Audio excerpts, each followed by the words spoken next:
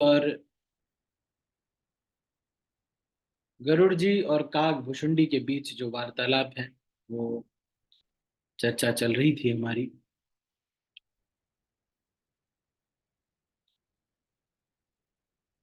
तो काग भुषुंडी जी किस तरह से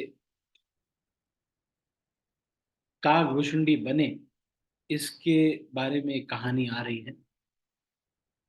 सबसे पहले काग भुषुंडी जी ने बताया कि वो कलयुग में अवध में जन्म हुआ उनका, अयोध्या में उनका जन्म हुआ। पर वो देख रहे थे कि कलयुग में बड़ा पाप हो रहा है।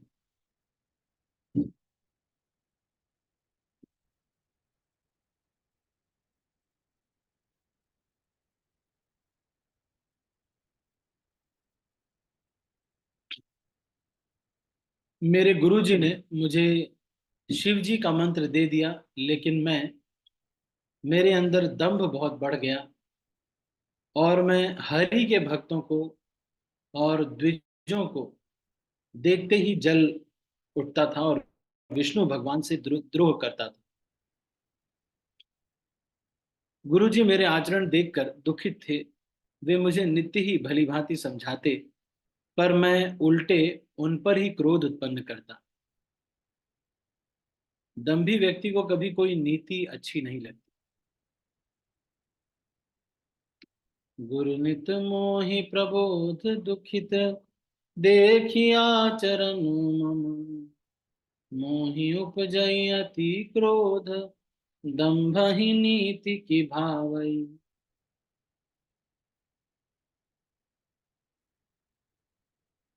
एक बार गुरुजी ने मुझे बुलाकर बड़ी शिक्षा दे करके कहा कि शिव जी की सेवा का फल यही है कि श्री राम जी के चरणों में प्रगाढ़ भक्ति होगी। एक बार गुरलीन बोलाई, मोहि नीति बहुभांति समझाई।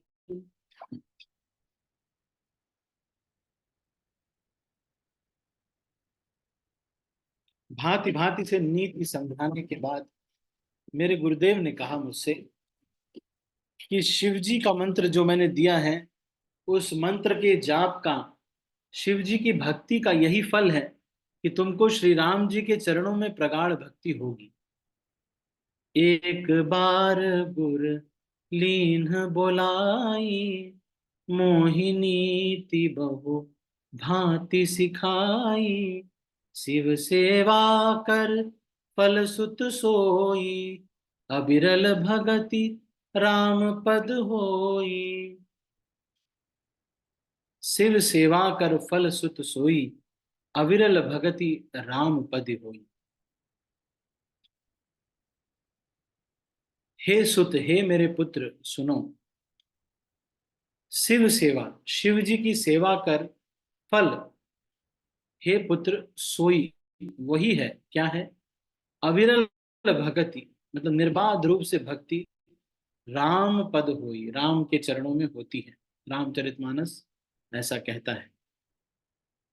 राम ही भजहि तात शिव धाता, नर पावर कै कैतिक बाता।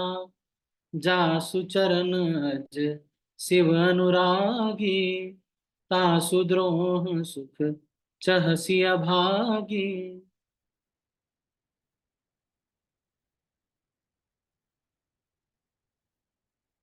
राम ही भजई तात शिव धाता। धाता मतलब विधाता, और विधाता मतलब ब्रह्मा जी। शिव मतलब शिव जी।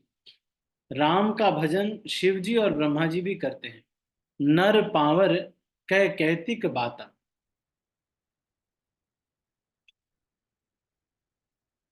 तो पामर जो मनुष्य हैं उनकी तो बात ही क्या है। जासु चरण अज शिव अनुरागी, जिनके चरणों के, अज मतलब ब्रह्मा जी, जो कभी किसी गर्भ से पैदा नहीं हुए, और शिव जी, दोनों ही जिनके चरणों के अनुरागी हैं। तासु द्रोह सुख चहसी अभागी, उनसे द्रोह करके यदि कोई सुख चाहता है तो वो अभागा है।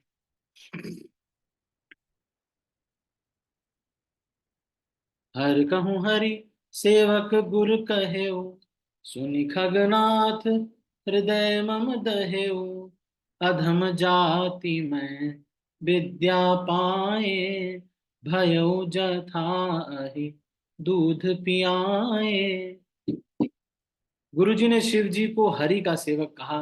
यह सुनकर हे पक्षीराज मेरा हृदय जल उठा। नीच जाति का मैं विद्या पाकर ऐसा हो गया जैसे दूध पिलाने से सांप। अभिमानी, कुटिल, दुर्भाग्य और कुजाति मैं दिन रात गुरुजी से द्रोह करता। गुरुजी अत्यंत दयालु थे।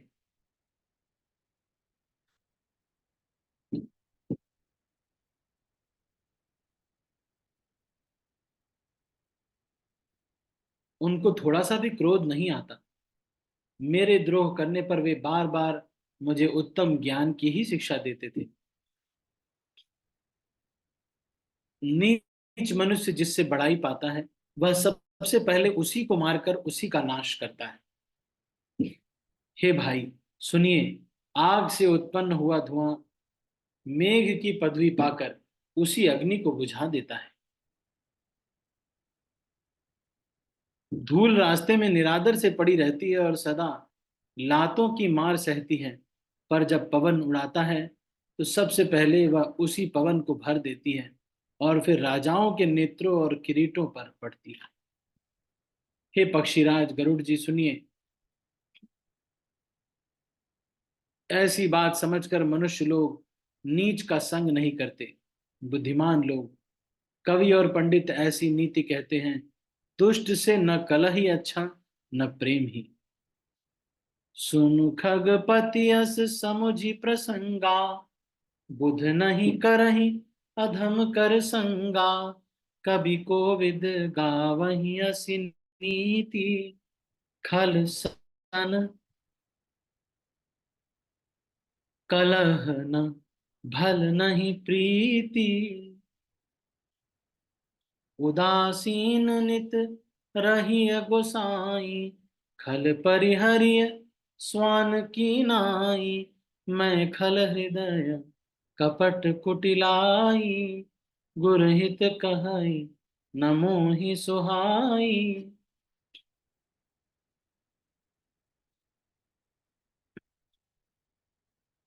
दुष्ट को कुत्ते की तरह दूर से त्याग देना चाहिए, उससे उदासीन रहना चाहिए। एक बार मैं शिव जी के मंदिर में शिव नाम का जप कर रहा था। उसी समय गुरु जी आ गए, पर अभिमान में मैंने उन्हें प्रणाम नहीं किया। लेकिन गुरु का अपमान बहुत बड़ा है, अतः महादेव जी उसे सहन नहीं कर सके।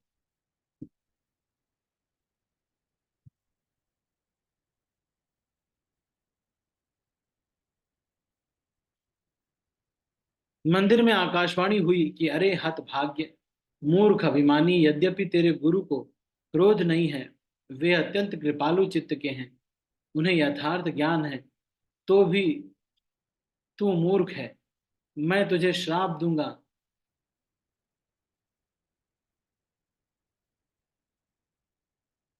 क्योंकि नीति का विरोध मुझे पसंद नहीं है।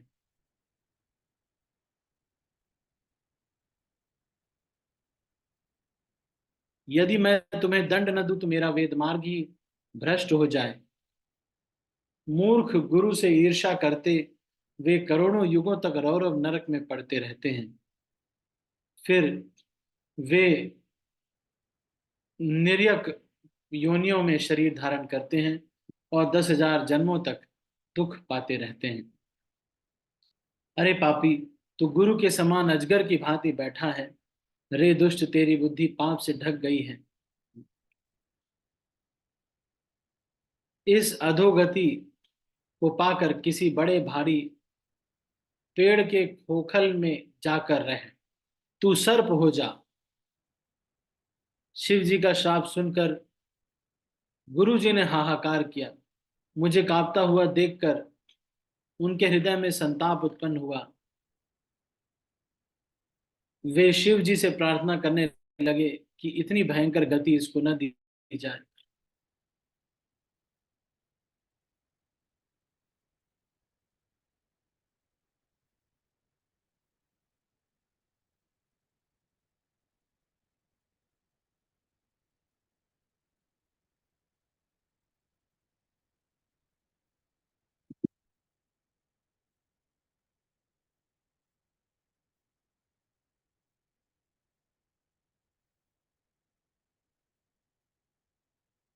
तो उनके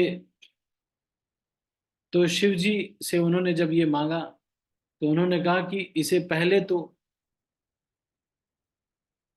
अपने चरणों की भक्ति दीजिए, फिर दूसरा वर दीजिए।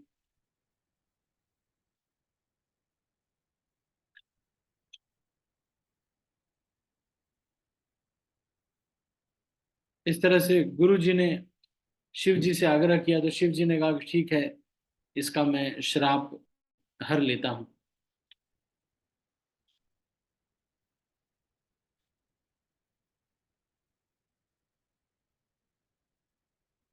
फिर शिव जी ने कहा कि यद्यपि इसने भयानक पाप किया है, मैंने भी इसे क्रोध करके श्राप दिया है, तो भी तुम्हारी साधुता देखकर मैं इस पर कृपा करूंगा। जो क्षमाशील परोपकारी होते हैं वे मुझे वैसे ही प्रिय हैं जैसे खरारी। खर अरी मतलब राक्षसों के दुश्मन। रामचंद्र जी, हे द्विज, मेरा शाप व्यर्थ नहीं जाएगा, 1000 जन्म अवश्य पाएगा, परंतु जन्म में और मरने में जो दुख सुख होगा उसका वह दुख जरा भी न व्यापेगा। किसी भी जन्म में इसका ज्ञान नहीं मिटेगा। हे शूद्र, मेरा प्रामाणिक वचन सुन। तेरा जन्म श्री रघुनाथ जी की पुरी में हुआ, फिर तूने मेरी सेवा में मन लगाया। पुरी के प्रभाव और मेरी कृपा से तेरे हृदय में राम भक्ति उत्पन्न होगी। हे भाई, अब मेरा सत्य वचन सुनो। द्विजों की सेवा ही भगवान को प्रसन्न करने वाला व्रत है। अब कभी ब्राह्मण का अपमान न करना, संतों को अनंत भगवान ही के समान समझना।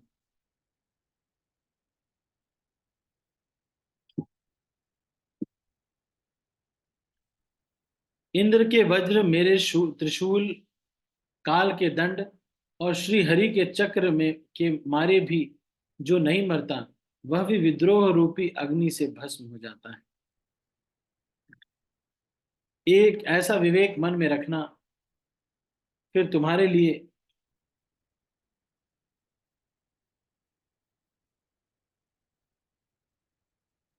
जगत में कुछ भी दुर्लभ न होगा।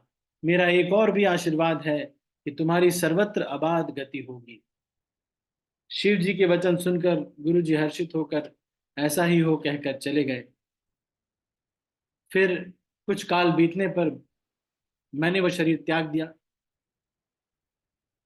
मैं जो भी ये काक भुचुंडी जी कह रहे हैं कि मैं जो भी शरीर धारण करता हूं, उसे बिना ही परिश्रम के सुखपूर्वक त्याग देता।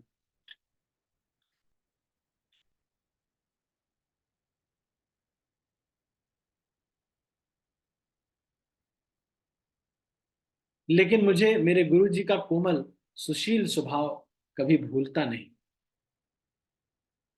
मैंने अंतिम शरीर ब्राह्मण का पाया, जिसे पुराण और वेद देवताओं को दुर्लभ बताते हैं। वहां पे भी मैं रघुनाथ जी की सारी लीलाएं, उनका ड्रामा किया करता था। फिर जब मैं बड़ा हुआ तो राम जी के चरणों में मेरी भक्ति बढ़ने लगी।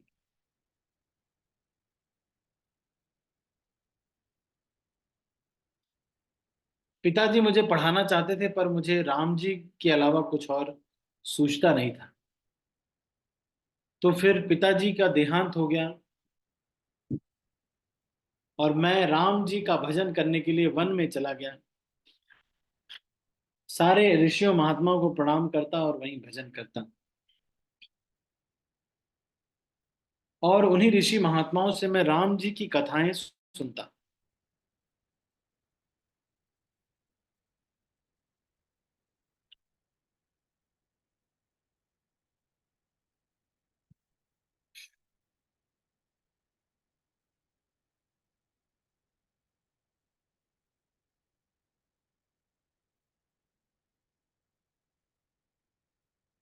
सुमेरु पर्वत के शिखर पर बड़ की छाया में लोमश मुनि बैठे थे। उन्हें देखकर मैंने उनके चरणों में सिर नवाया और अत्यंत दीन वचन कहे।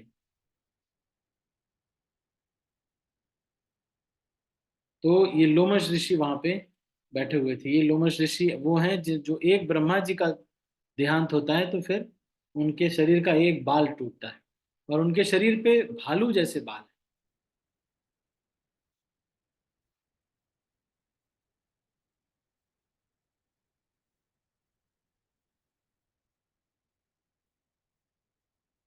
तो फिर लोमश ऋषि से उन्होंने आग्रह किया, यदि आप मुझे अधिकारी जाने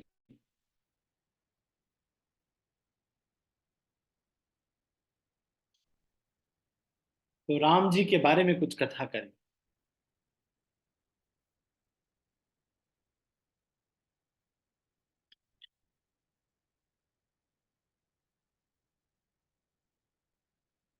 और निर्गुण के बारे में वो बताने लगे, उसके बाद बताने के बाद निर्गुण के बारे में बताने लगे, पर मेरे मन में वो सिद्धांत नहीं बैठा।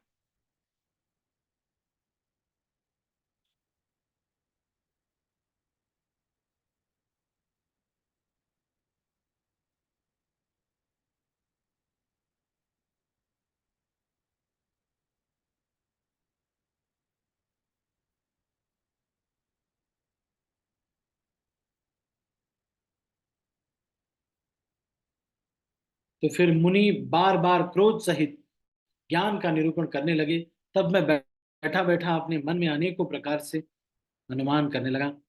बिना द्वैत बुद्धि के क्रोध कैसा, बिना अज्ञान के द्वैत बुद्धि नहीं हो सकती। माया के वश रहने वाला परिच्छिन्न जड़ जीव क्या ईश्वर के समान हो सकता है?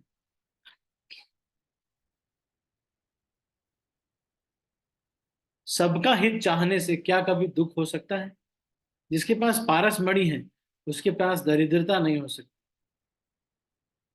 दूसरे ही द्रोह करने वाले क्या निर्भय हो सकते हैं? दूसरे से द्रोह करने वाले और कामी क्या कलंक रहित रह सकता है? कभी नहीं रह सकता है।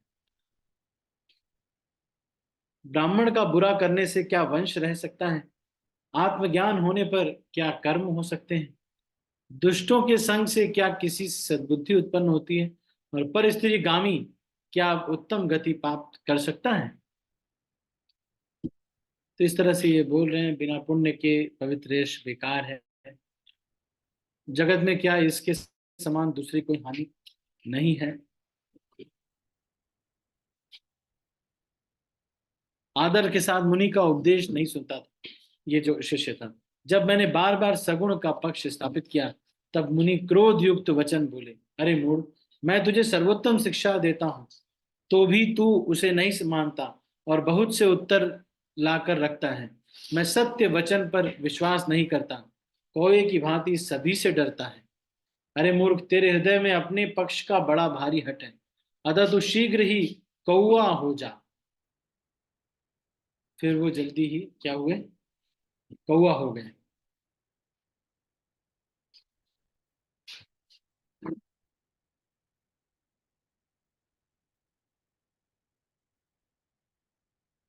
तो तब मुनि ने बहुत दुख के साथ बार बार पछताकर मुझे आदर पूर्वक बुला लिया। उन्होंने अनेकों प्रकार से मेरा संतोष किया और तब हर्षित होकर मुझे राम मंत्र दिया।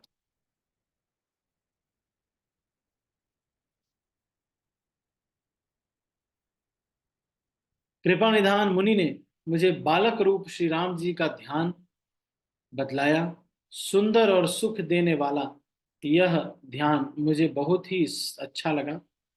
वह ध्यान मैं आपको पहले ही सुना चुका हूँ। मुनि ने कुछ समय तक मुझको वहां रखा। तब उन्होंने रामचरित मानस वर्णन किया। आदर पूर्वक मुझे यह कथा सुनाकर फिर मुनि मुझसे दूर सुंदर वाणी बोले, हे तात, हे सुंदर और गुप्त रामचरित मानस, मैंने शिव जी की कृपा से पाया था। तुम्हें श्री राम जी का निज भक्त जाना, इसी से मैंने तुमसे सब चरित्र विस्तार से कहा। हे तात, जिनके हृदय में राम जी की भक्ति नहीं, उनके सामने इससे कभी भी नहीं करना चाहिए।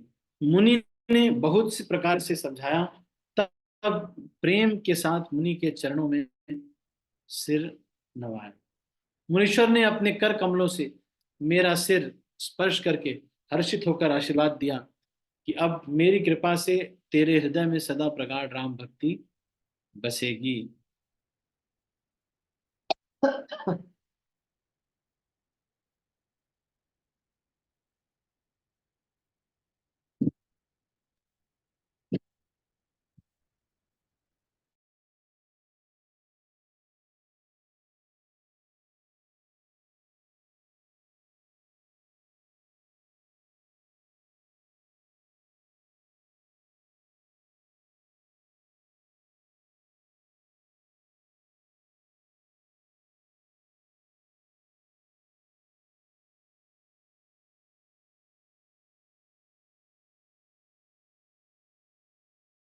तो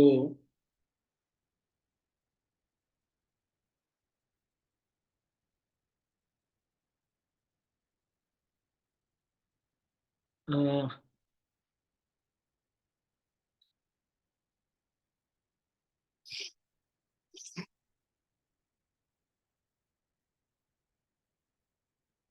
फिर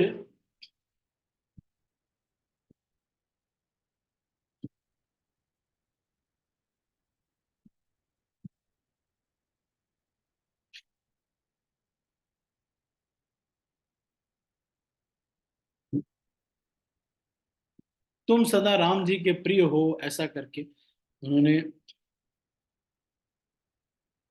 ये आशीर्वाद दिया कि तुम जिस आश्रम में रहोगे हमेशा भगवान का स्मरण करते रहोगे, और जिस आश्रम में तुम रहोगे वहां से 1 योजन तक मोह माया प्रभावित नहीं होएगी।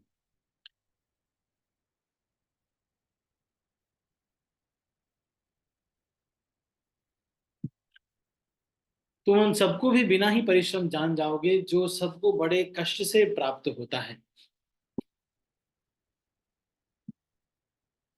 तुम मन में जो कुछ भी इच्छा करोगे श्री हरि की कृपा से उसकी पूर्ति कुछ ही दुर्लभ नहीं होगा। तो ये काकभूषुंडी जी बता रहे हैं।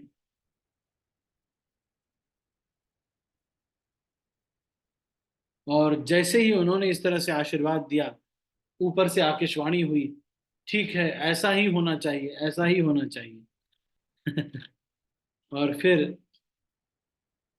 तब से वहीं आश्रम में बैठकर ये काकभूषुंडी जी भगवान का गीत, भगवान की लीला गाते रहते हैं।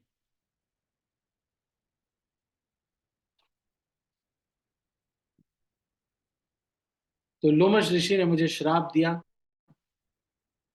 फिर उसकी वजह से इनको वरदान भी मिला फिर।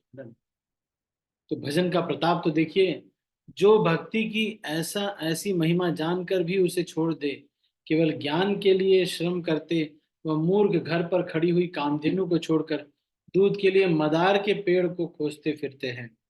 सुनिए, जो लोग श्रीहरि की भक्ति को छोड़कर दूसरे उपायों से सुख चाहते हैं, वे मूर्ख और जड़ करनी वाले बिना ही जहाज के तैरकर महासमुद्र के पार जाना चाहते हैं।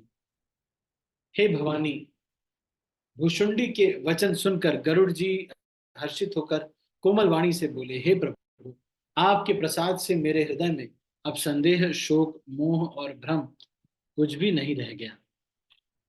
मैंने आपकी कृपा से श्री रामचंद्र जी के पवित्र गुण समूहों को सुना और शांति प्राप्त की। हे प्रभु, अब मैं आपसे एक बात और पूछता हूँ, हे कृपा सागर, मुझे समझा कर कहिए।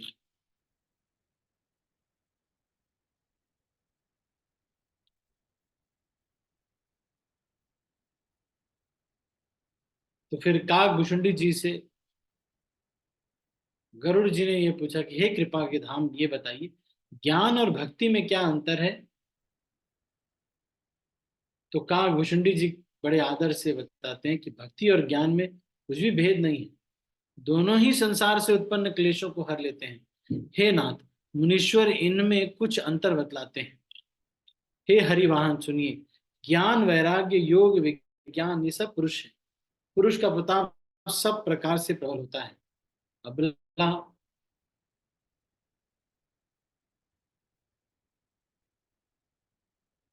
अबला माया स्वाभाविक ही निर्बल और जाति से ही जड़ होती है।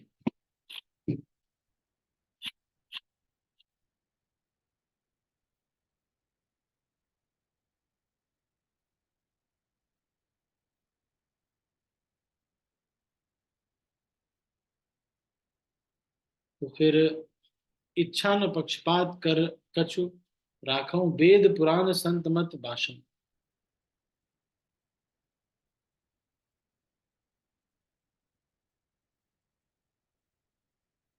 मोहन नारी नारी के रूपा, पन्न गारी यह रीति अनुपा। यहाँ मैं कुछ पक्षपात नहीं रखता, वेद पुराण संतों का मत ही कहता हूँ। हे गरुड़ जी, यह अनुपम रीति है कि एक स्त्री के ऊपर रूप पर दूसरी स्त्री मोहित नहीं होती।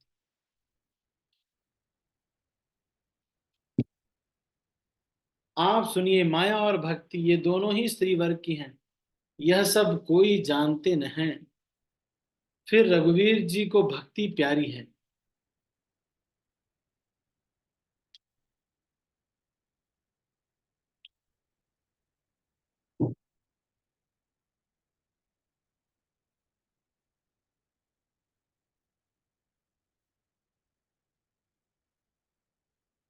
हम्म।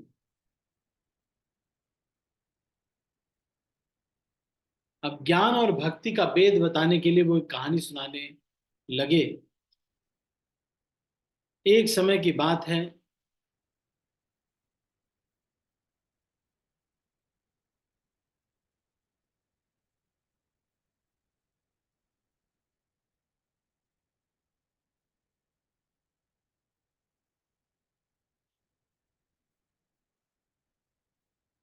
तो इस तरह से ये यहाँ बता रहे हैं कि जीव संसारी हो गया है, अब न तो गांठ छूटती है, न वह सुखी होता है। वेदों और पुराणों ने बहुत से उपाय बतलाए हैं, पर यह ग्रंथि छूटती नहीं, वरन अधिकाधिक उलझती ही जाती है। तो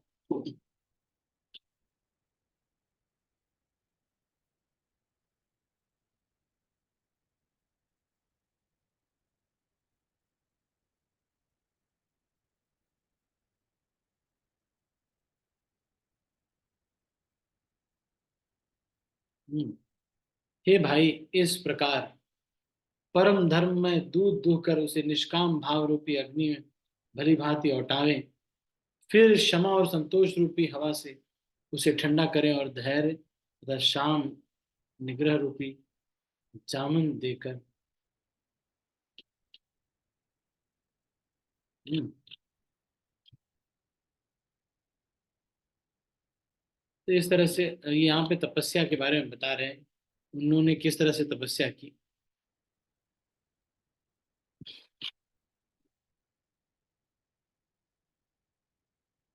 सोहमास्मि इति वृत्ति अखंडा, दीप शिखा सोई परम प्रचंडा, आत्म अनुभव सुख सब सुप्रकाशा, तब भव मूल भेद भ्रम।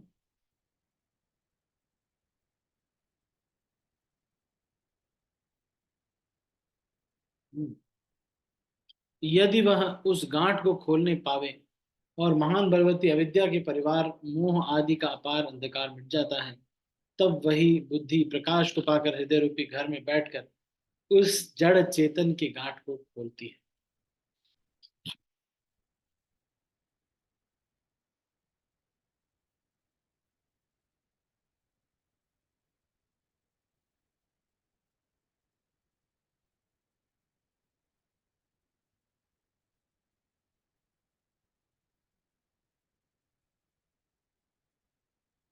तो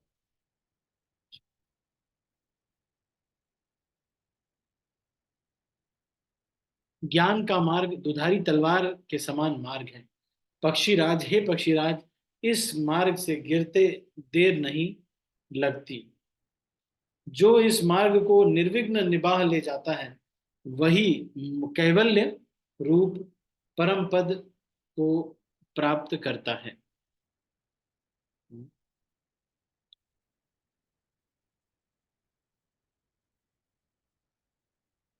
अति दुर्लभ कैवल्य परम पद, संत पुराण निगम आगम बद। राम भजत सोई मुकुटि गोसाई, अनइच्छित आवई बरियाई। जिमि थल बिनु जल रही न सकाई, कोटि भांति को करे उपाई।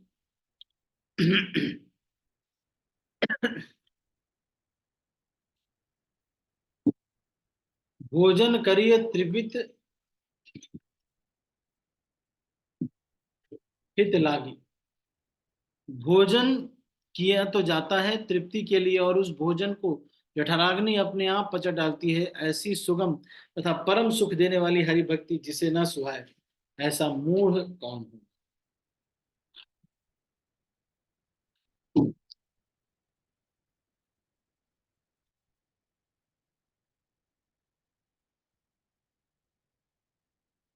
तो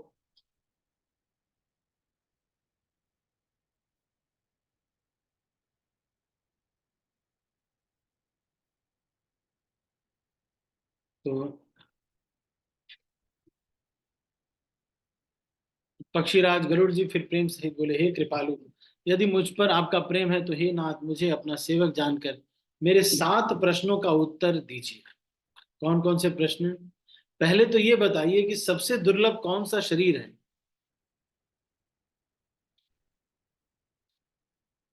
फिर ये बताइए सबसे बड़ा दुख कौन है, सबसे बड़ा सुख क्या है।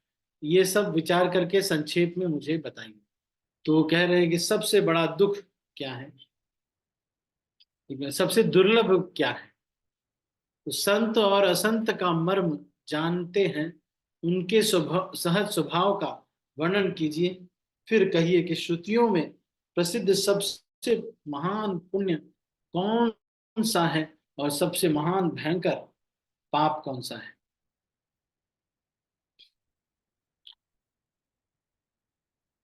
ठीक है, तो ये मुख्यतः तो तात्पर्य हिंदी में ही था, तो आप सभी भक्तों ने इसको श्रवण किया। हे नाथ, हे धीर बुद्धि, पहले तो ये बताइए कि सबसे दुर्लभ कौन सा शरीर है ना। नहीं, फिर ये सब पूछे तो फिर काकभूषण जी ने कहा, हे तात।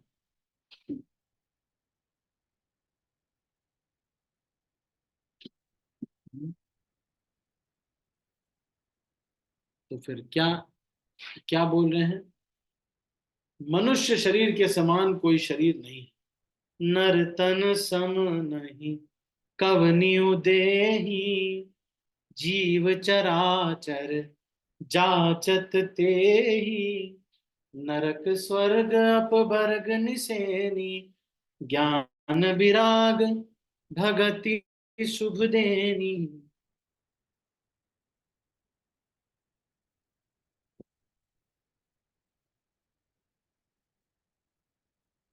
तो ये मनुष्य का शरीर बहुत ही दुर्लभ है, ऐसा बताया उन्होंने, है ना।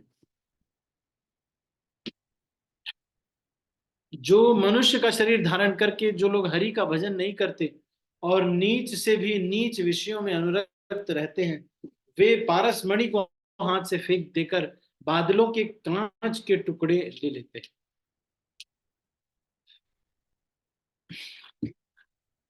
जगत में दरिद्रता के समान दुख नहीं है, संतों के मिलन के समान सुख नहीं है। और हे पक्षीराज, मन वचन और शरीर से परोपकार करना यह संतों का सहज स्वभाव है।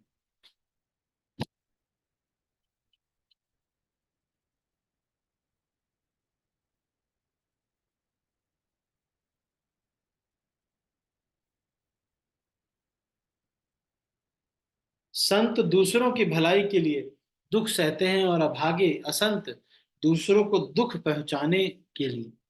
कृपालु संत भोज के वृक्ष के समान दूसरों के हित के लिए भारी विपत्ति सहते हैं,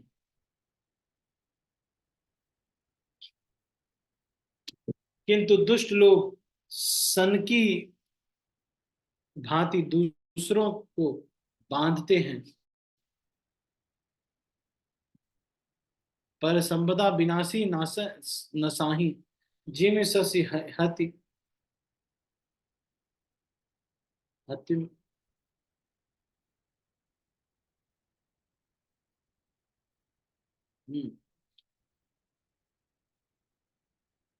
पर संपदा विनाशी नसाही, जिम ससी हति हिम उपल बिलाही, दुष्ट उदय जग आरती जेतु, जथा प्रसिद्ध अधम ग्रह केतु।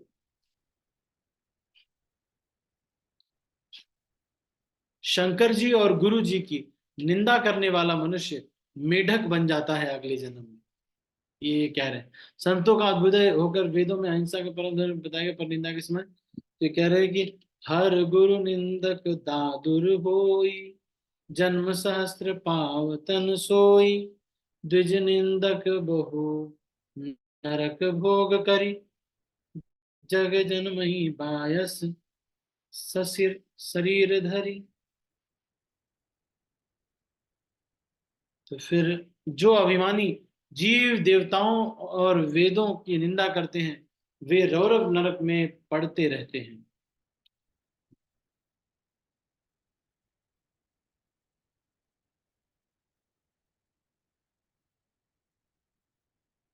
मोह सकल व्याधिन कर मूला, तिन ते पुनि उपजहि बहुसूला। काम बात कफ लोभ अपारा, क्रोध पित्त नित छाती जारा। प्रीति करहि जो तिनहि भाई, उपजई सन्य पात दुखदाई। विषय मनोरथ दुर्गम जाना, ते सब सूल मन को जाना।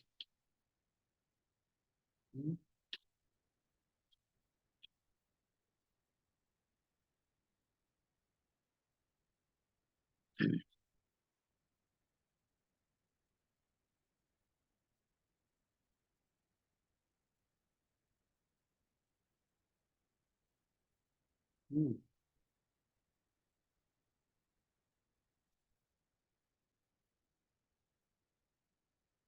तो हे नाथ, मैंने श्री हरि का अनुपम चरित्र अपनी बुद्धि के अनुसार कहीं विस्तार से और कहीं संक्षेप से कहा। हे सर्पों के शत्रु गरुड़ जी, श्रुतियों का यही सिद्धांत है कि सब काम भुलाकर श्री राम जी का भजन करना चाहिए।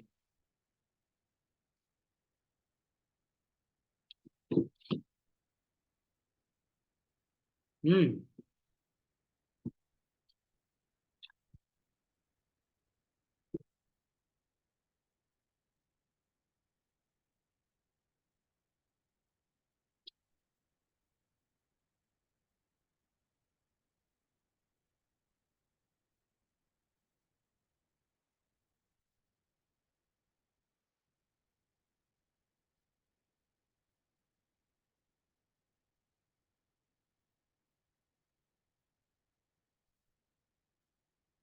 सुमिरि राम के गुण गण गाना, पुनि पुनि हर्ष भुसंडी सुजाना। महिमा निगम नेति करि जगाई, अतुलित बल प्रताप प्रभुताई। शिव अज पूज्य चरण रघुराई, मोम पर कृपा परम मृदुलाई। अस सुभाव कहूँ सुनऊ न देखूं, के ही खगेश रघुपति सम देख।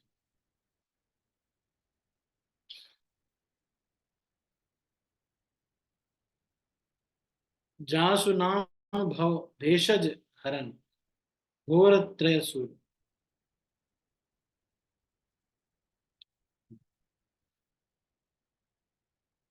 अब भुषुंडी जी के मंगल में वचन सुनकर और श्री राम जी के चरणों में उनका प्रेम देखकर संदेह की से भली भांति छूटे हुए गरुड़ जी प्रेम सहित वचन बोले।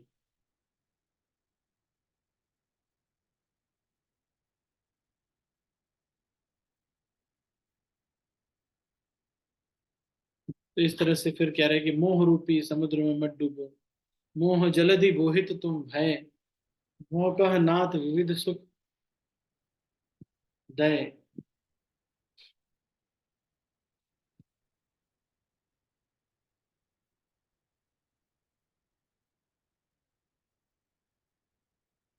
तो ये लगभग अब यहाँ पे प्रार्थनाएं ही लगभग आ रही हैं।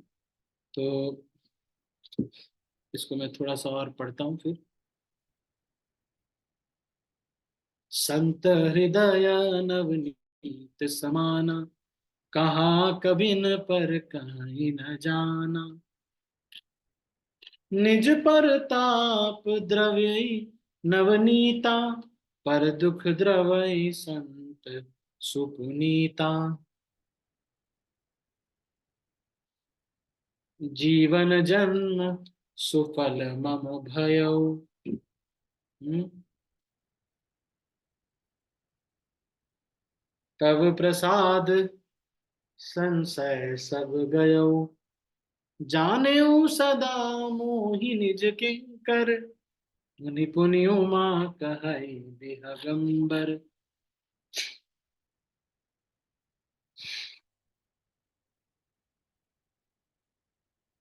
तो इस तरह से ये कथा हुई।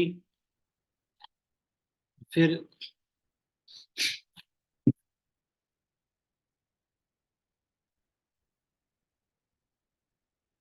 जो हठी शठ और हठी स्वभाव के होंगे, श्री हरि की लीला को मन लगाकर नहीं सुनेंगे, और लोभी क्रोधी और कामी को जो चराचर में स्वामी श्री राम जी को नहीं भजते, यह कथा नहीं कहनी चाहिए।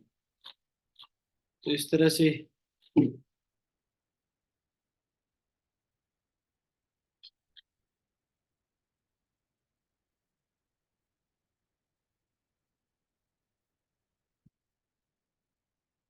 ठीक है। मन कामना सिद्ध नर पावा, जे यह कथा कपट तजि गावा, कहीं सुनहि अनुमोदन करहि, ते गोपद इव भव निधि तरहि। सुनि सब कथा हृदय अति भाई, गिरिजा बोली गिरि सुभाई।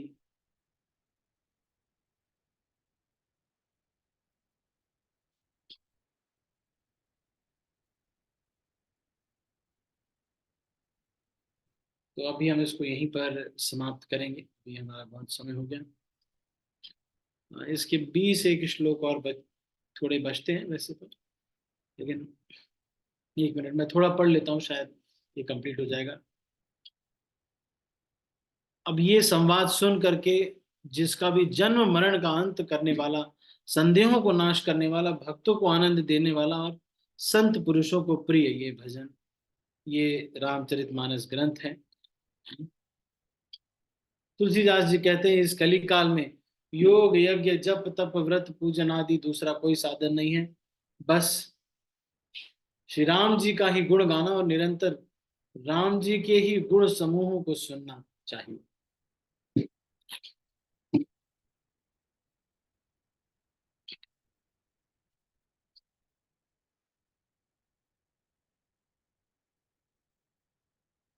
इस तरह से ये जो ग्रंथ है यहाँ पर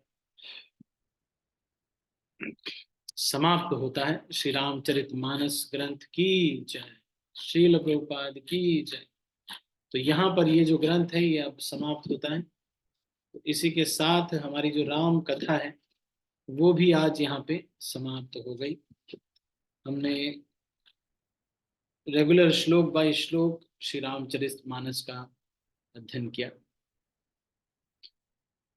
तो अभी हम कल इसका एक सेशन करेंगे जिसमें थोड़ा फीडबैक रियलाइजेशन सेशन करेंगे, फिर उसके बाद हम इसको क्लोज करेंगे, ठीक है। तो यदि किसी के मन में कोई प्रश्न है तो आप पूछ सकते हैं।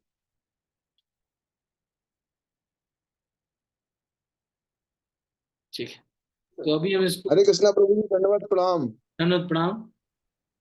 प्रभु जी, रामायण के ऊपर क्वेश्चन नहीं है। कल अच्छा, शिवरात्रि है, वैष्णव लोगों को शिवरात्रि का व्रत क्यों नहीं रहना चाहिए?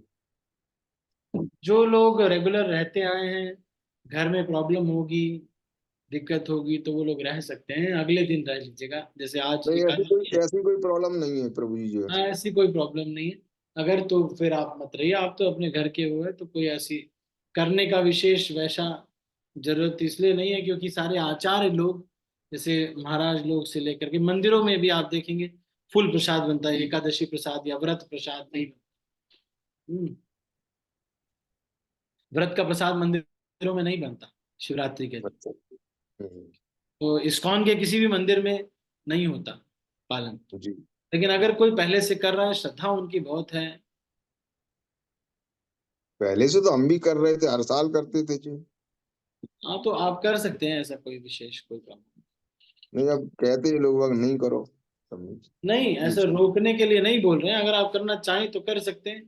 कोई विशेष कोई इसमें कोई दिक्कत नहीं है। शिव जी अपनी भक्ति के बाद राम भक्ति ही देते हैं, जो कि आप कर रहे हैं, सुबह से जूम पे रहते हैं आप, जी। कृष्ण भक्ति कर रहे हैं, तो कोई दिक्कत नहीं। शिव जी यही तो देते हैं बात। काशी में जो मरता है उसके कान में हरे कृष्ण महामंत्र बोलते हैं, तो जो असुर गण जाते हैं उनके पास, उनको भी वो हरे कृष्ण महामंत्र ही सिखाते हैं। ठीक है। ठीक है प्रभु जी, हरे कृष्णा प्रभु जी, धन्यवाद, प्रणाम। पूरन सिंह प्रभु, आपका क्या विचार है? पूरन सिंह प्रभु,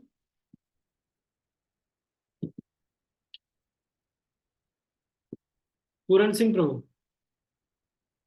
अच्छा, राणा पाटिल प्रभु बोलिए। हरे कृष्ण प्रभु जी, धन्यवाद नाम। धन्यवाद प्रणाम।